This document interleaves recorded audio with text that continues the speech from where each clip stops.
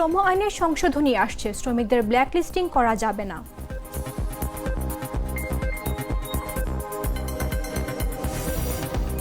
ঢাকায় বজ্র বৃষ্টির আভাস, তাপমাত্রা বাড়তে পারে।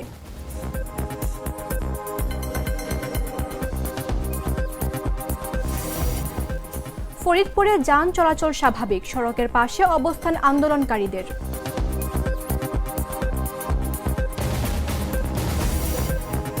দুদিনের সফরে কলকাতায় প্রধানমন্ত্রী নরেন্দ্র মোদি।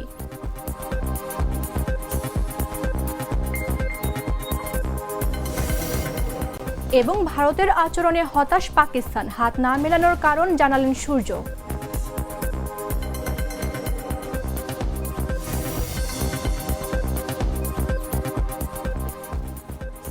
আমন্ত্রণ বেলা 11টা নিউজে, আপনাদের সাথে রয়েছে আমি মামদুহা রাইসা।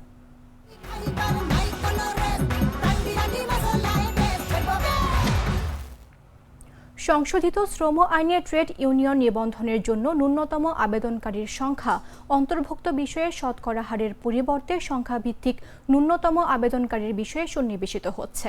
এছাড়াও শ্রমিকদের ব্ল্যাকলিস্টিং নিষিদ্ধকরণ ও ব্ল্যাকলিস্টিংকরণে শাস্তির বিধান সংযোজন করা হবে। বাংলাদেশে সফররত যুক্তরাষ্ট্রের বাণিজ্য প্রতিনিধি দলকে এ তথ্য জানিয়েছেন শ্রম ও কর্মসংস্থান উপদেষ্টা ব্রিগেডিয়ার জেনারেল অবসরপ্রাপ্ত ডক্টর এম সাখাওয়াত হোসেন। রোববার assistant US trade representative Brandon Lynch এবং office US trade representative director Emily এসবির সঙ্গে সৌজন্য সাক্ষাতে এসব তথ্য জানান শ্রম ও কর্মসংস্থান উপদেষ্টা। সচিবালয়ে উপদেষ্টার কার্যালয়ে এই সাক্ষাতে শ্রম খাতের বিভিন্ন ইস্যুতে দুই পক্ষের মধ্যে মতবিনিময় হয়। বাংলাদেশে শ্রম খাতের উন্নয়ন, ট্রেড ইউনিয়ন রেজিস্ট্রেশন সহযোগীকরণ, শ্রম অধিকারে যুক্তরাষ্ট্রের 11 দফা বাস্তবায়ন এবং বাণিজ্যিক সহযোগিতা জোরদার করতে গুরুত্বপূর্ণ আলোচনা হয়।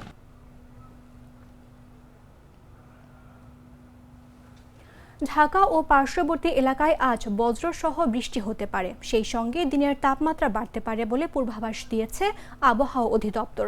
সোমবার সকাল 7টা থেকে পরবর্তী 6 ঘন্টার জন্য দেওয়া পূর্বাভাসে এ তথ্য জানানো হয়েছে। পূর্বাভাসে আরও বলা হয়েছে, আকাশ আংশিক মেঘলা থেকে অস্থায়ীভাবে মেঘাচ্ছন্ন থাকতে পারে।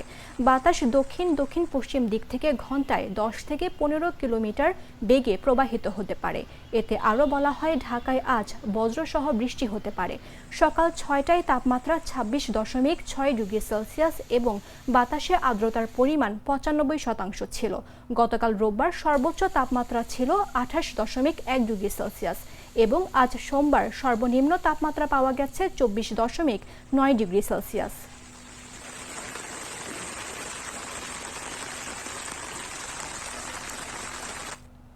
ফরিদপুরের 4 আসনের ভাঙ্গা থেকে 2টি ইউনিয়ন ফরিদপুর 2 আসনের নগরকান্দা উপজেলায় সংযুক্ত করার প্রতিবাদে ঘোষিত অবরোধ কর্মসূচিতে সড়ক মহাসড়কে যানবাহন চলাচল স্বাভাবিক রয়েছে।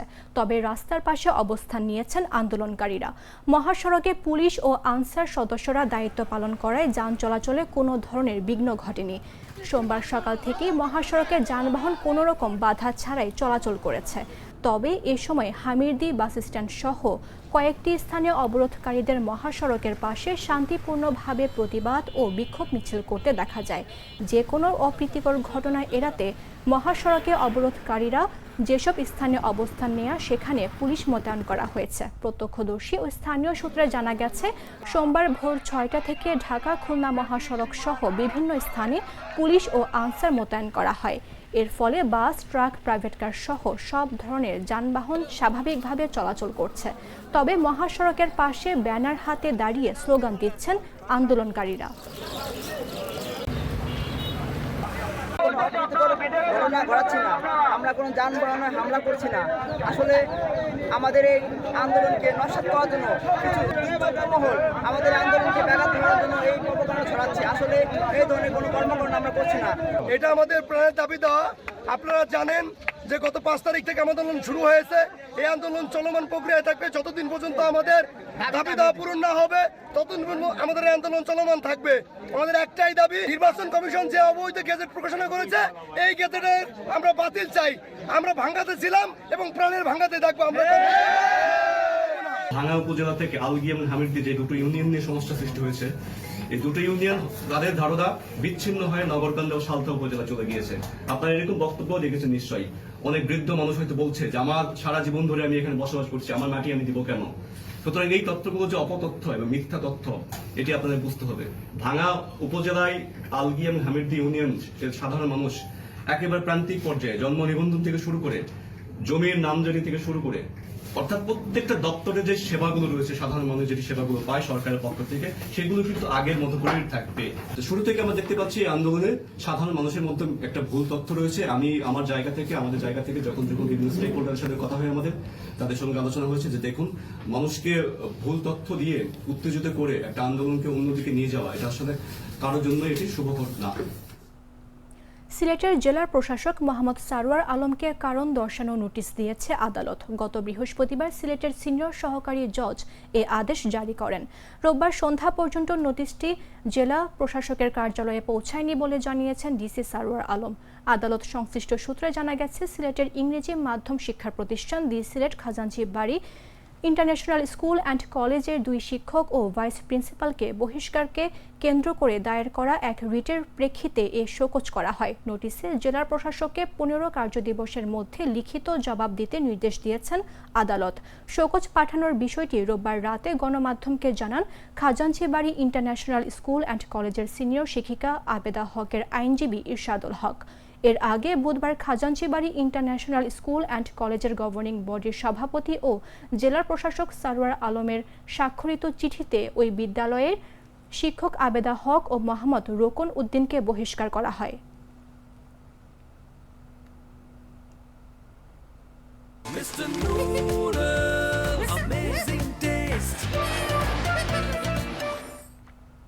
দেশের 12 জেলার নিম্নাঞ্চল প্লাবিত হতে পারে বলে জানিয়েছে বন্যার পূর্বাভাস ও সতর্কীকরণ কেন্দ্র। আগামী 3 দিনে এসব অঞ্চলের নদীগুলোর পানি সতর্ক সীমায় প্রবাহিত হতে পারে।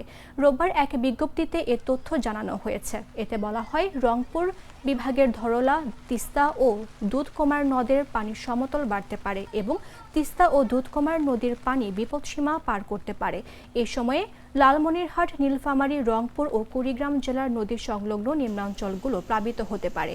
একই সঙ্গে সিলেট ও ময়মনসিংহ বিভাগের সুরমা, কুশিয়ারা, সারিগোয়াইন, সোমেশ্বরী, জাদুকাটা ও ভোগাই কংস নদ নদীগুলোর পানি সতর্কসীমায় প্রবাহিত হতে পারে।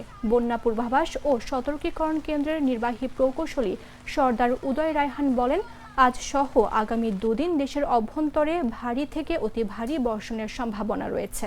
এতে নদ নদীর পানি বাড়তে পারে, উজান থেকে পানি আসতে পারে, তবে এসব পানি কমে যাবে।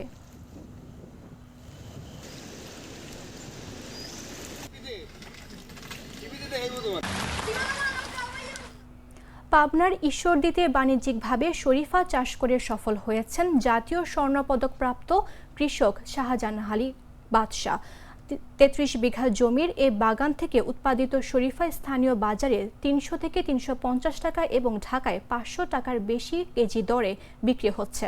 তার এ সফলতায় এলাকায় তরুণ কৃষকরাও শরীফা চাষে আগ্রহী হয়ে উঠেছেন। ঈশ্বরদীর প্রতিনিধির পাঠানো তথ্যচিত্র দিয়ে বিস্তারিত জাগো ডেস্ক রিপোর্টে।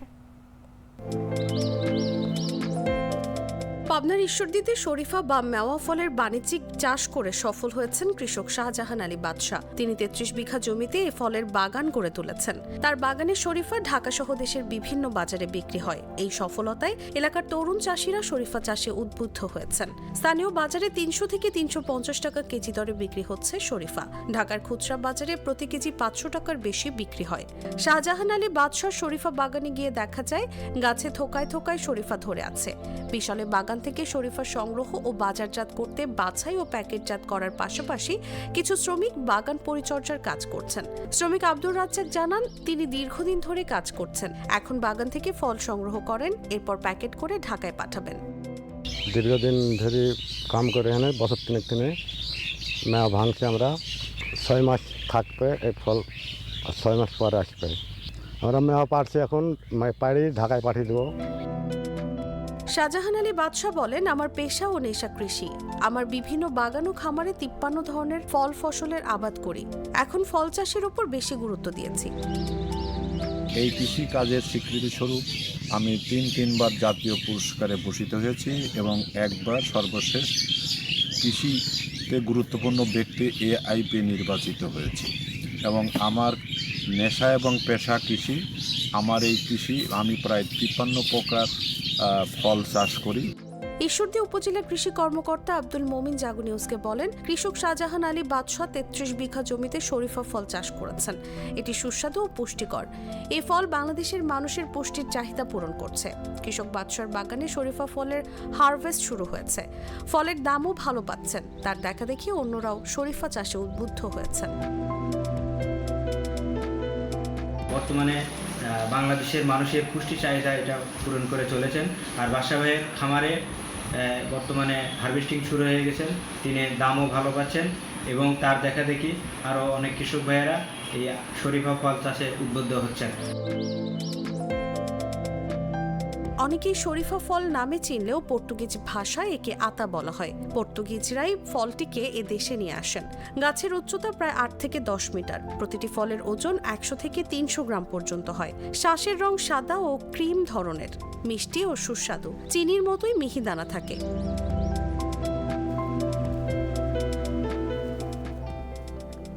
দুধ আর চকলেটে একাকার হয়ে ওঠা প্রাণ লেয়ার সম্পর্কের মিষ্টি ম্যাজিক। জানাবো আন্তর্জাতিক সংবাদ।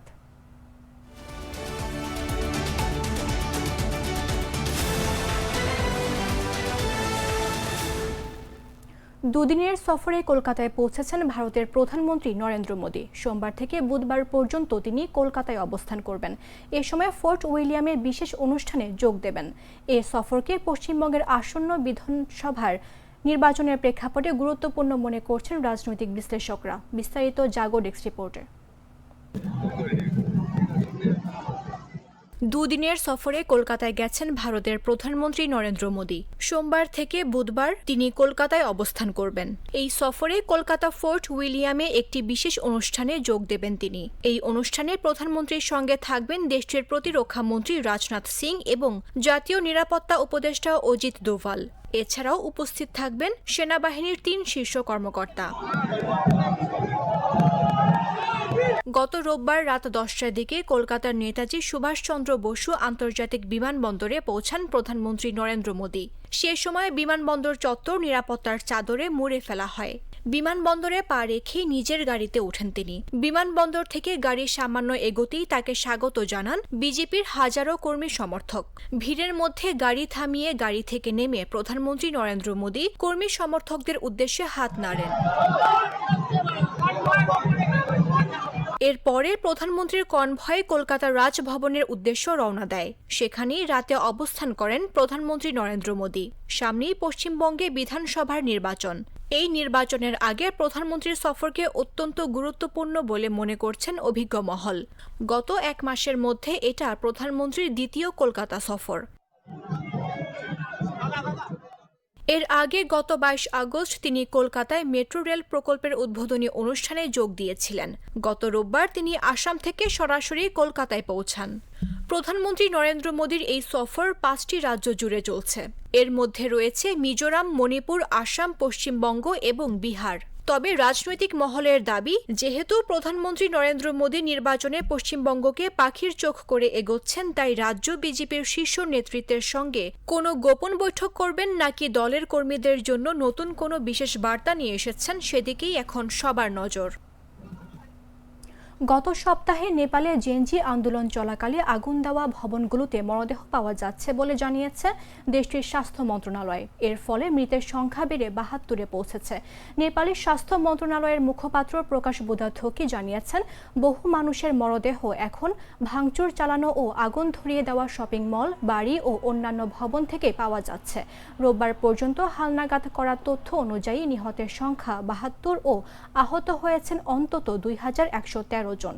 রোববার আনুষ্ঠানিকভাবে দায়িত্ব গ্রহণের পর দেশটির অন্তর্বর্তীকালীন প্রধানমন্ত্রী সুশীলা কার্কি জানান, সরকারের পক্ষ থেকে অরাজকতায় নিহতদের পরিবারকে 10 লাখ রুপি ক্ষতিপূরণ দেওয়া হবে ও আহতদের বিনামূল্যে চিকিৎসা নিশ্চিত করা হবে।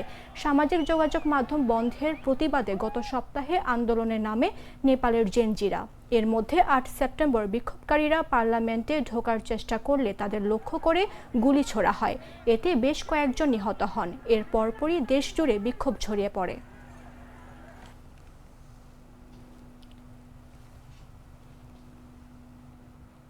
সংবাদ শেষ করব খেলার খবর জানিয়ে।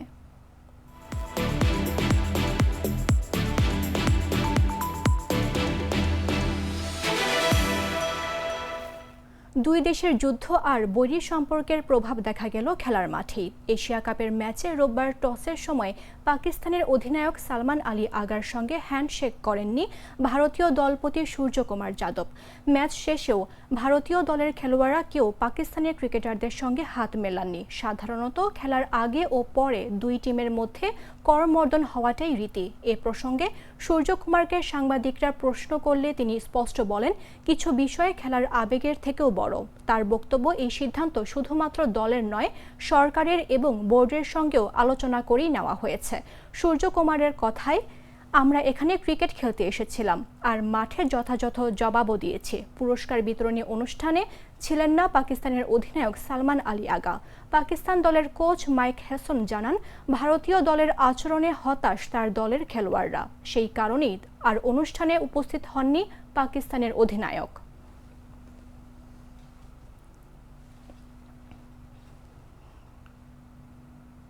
সংবাদ শেষ করার পূর্বে শিরোনামগুলো জানিয়ে দিচ্ছে আরও একবার।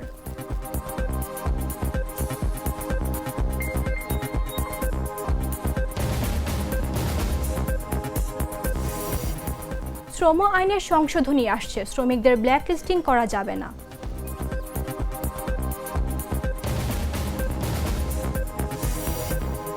ঢাকায় বজ্র বৃষ্টির আভাস, তাপমাত্রা বাড়তে পারে।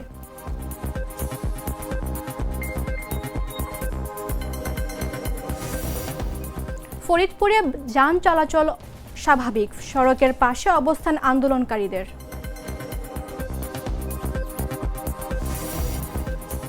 দুদিনের সফরে কলকাতায় প্রধানমন্ত্রী নরেন্দ্র মোদি।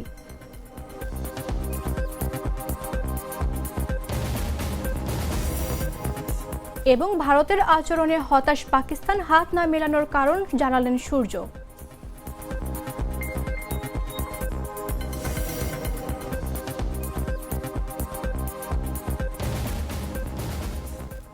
দর্শক, এই ছিল এখনকার মতো। প্রতি মুহূর্তে সর্বশেষ খবর জানতে ভিজিট করুন jagonews24.com। ফলো করুন আমাদের ভেরিফাইড ফেসবুক পেজ এবং সাবস্ক্রাইব করুন জাগো নিউজের ইউটিউব চ্যানেল। ধন্যবাদ সবাইকে।